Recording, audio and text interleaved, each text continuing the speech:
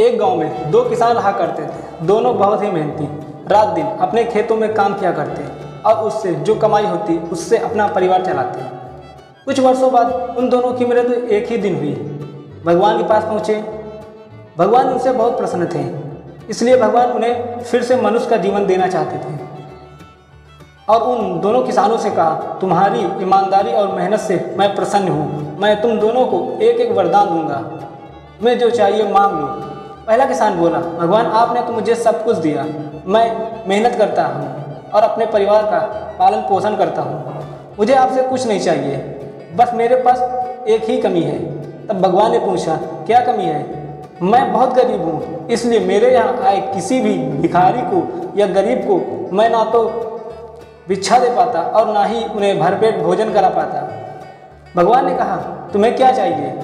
किसान बोला, मैं सिर्फ मेरे यहाँ आए गरीबों को भोजन करा सकूं, मुझे सिर्फ यही चाहिए। भगवान ने कहा, ठीक है, ऐसा ही होगा। फिर भगवान ने दूसरे किसान से पूछा कि तुम्हें क्या चाहिए? तब दूसरा किसान बोला, भगवान आपने तो मुझे कुछ दिया ही नहीं, मैं दिन रात मेहनत करता हूँ और सिर्फ 2 वक्त की रोटी ही कमा पाता हूँ।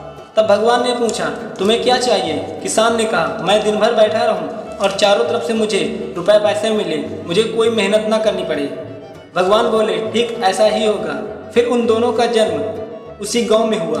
उनमें से पहला किसान, जिसने अपने लिए कुछ नहीं मांगा था, उस गांव का सबसे अमीर आदमी बना और दूसरा किसान सबसे गरीब आदमी।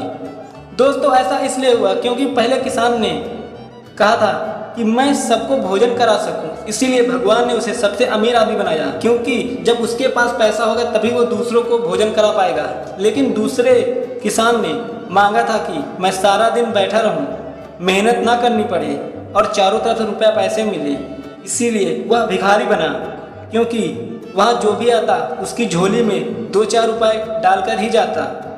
इस तरह उसे मेहनत नहीं करनी पड़ी और चारों तरफ से उसे पैसे भी मिलते हैं। दोस्तों, इस कहानी से हमें यही शिक्षा मिलती है कि हमें भी अपनी मेहनत पर भरोसा करना चाहिए। हमें जितना मिला है हमें उससे ही संतुष्ट रहना चाहिए।